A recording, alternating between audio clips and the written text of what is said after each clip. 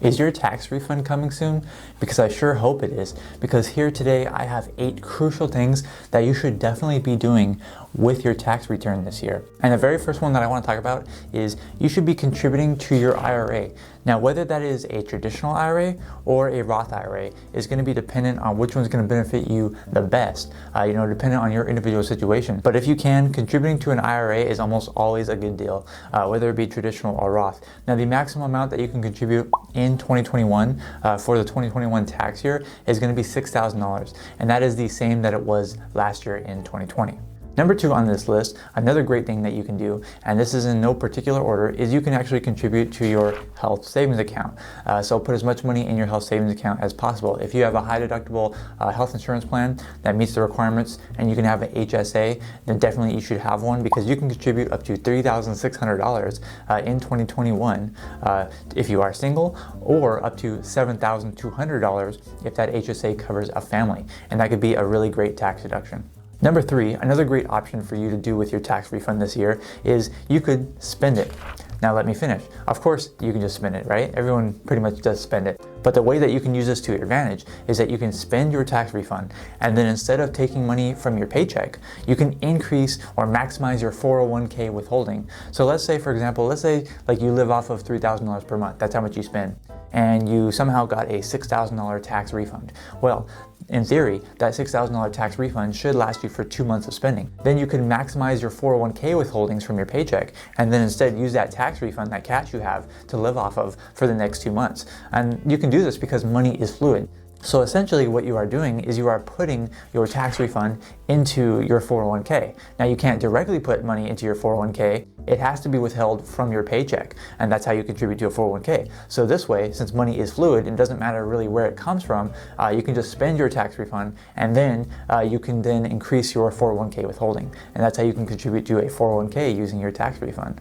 Number 4 on this list is a really great one because it could pay huge dividends in the future. It could end up changing your life forever. And number 4 is to start a side business. So you can take that extra little bit of money you get with your tax refund and you can go start a business.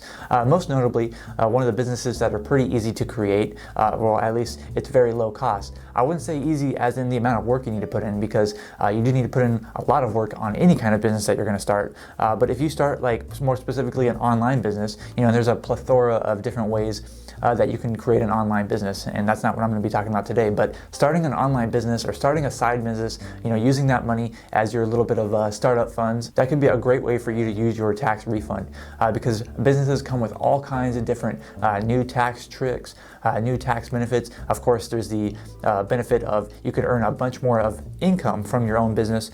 You could possibly quit your job and start your own business and pursue it full time. There's so many options for starting your own business. And so that tax refund, if you take that tax refund and invest it in a new business, invest it in yourself, then you could possibly multiply that tax refund many times over in the form of new income in the future.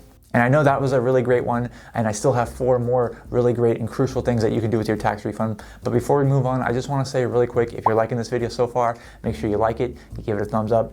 It really helps me out, and I really do appreciate that. While at the same time, make sure you are subscribed to this channel and you put on that bell for notifications, because every single week I'm putting out new videos just like this on personal finance, on taxes, and I just know that there's something that I can help you with. Now, I'm putting out new videos every Tuesdays and Fridays right now, and it's going out at 8 a.m. Pacific Standard Time or 11 a.m. Eastern Standard Time. So make sure you're subscribed, you have that bell on so you don't miss those new videos. Now we can move on to number 5, and number 5 is pretty cool because what you can need to do is you're not actually doing anything with the tax refund itself, but you can use that tax refund, you can use that figure that you can get, and you can look at your W-4 and you can see what you need to adjust your withholdings, if any.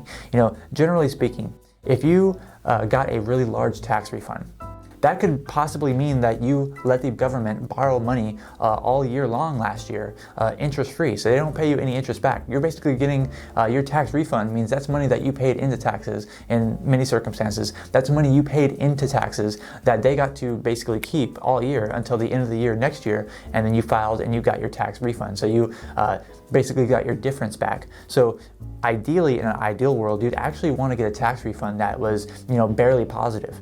Probably not negative because you could owe penalties, but you'd want to get like a very small refund in the ideal world, because you'd rather have that money working for you all year long rather than the government holding it for you interest-free. And so use this as an advantage. Use your tax refund figure and try to figure out if you need to adjust your withholdings. Number 6 is probably a lot more mainstream if you're looking for what to use your tax refund for, and that is to put it towards your debt. Now, and more specifically, I would say you should be putting your tax refund towards your highest interest debt because that is going to have the longest term interest savings. So you're going to pay less in interest over time if you're able to put more money towards your highest interest debt. So obviously, depending on what kind of debts you have, the most important would probably be like a credit card debt. If you have an outstanding balance on a credit card, you're paying probably 15, 20, even maybe even more percent on that balance that you're holding on that credit card. You definitely want to pay off the highest interest debt as much of it as you can possibly, because that's going to save you a lot more money on interest in the future. Number 7 is one you might not hear about as much, but you can actually take that tax refund that you're getting and you can invest it into your house. Okay, so your own house that you have, where you live.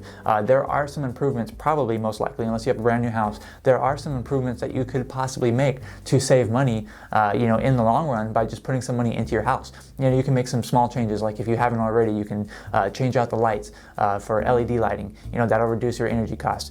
You can insulate better. If you live somewhere that's cold or hot, you can insulate better so you can reduce your heating or cooling bills. You can put on a low flow shower head, low flow sink heads, whatever it may be. So you can take that extra money and you can kind of put it into your house and maybe save on some of your utilities every month, depending on what kind of upgrades or what kind of improvements that your house could use. And now last, but certainly not least, another great option for what you can use your tax refund for is to just make an extra principal payment on your mortgage. Hopefully you don't have any other debt, but if you do have a mortgage, that's probably the most common form of debt that people are going to have, even people that are really great with their money. If you have, a mortgage, you can just put an extra payment on that mortgage if you want to, because that principal payment, that is going to reduce the amount of total interest that you pay over the time, because a small principal payment made today could save even more, like thousands of dollars in the future of future interest you could owe on that mortgage. And it also could shave off, months or even possibly years off of the total amount of time that you would have to pay your mortgage. All of these ideas are really great, and all of these ideas could benefit you in some way. It just depends on what your financial situation is at the time, which one's going to benefit you more. But one thing that I think can benefit everyone's financial situation is getting on the path to financial independence, or learning how to excel your way towards financial independence. And if you haven't already, you definitely need to watch this video that I created called How to Achieve Financial Independence in 10 Years or Less. It is the complete guide to transforming your financial life.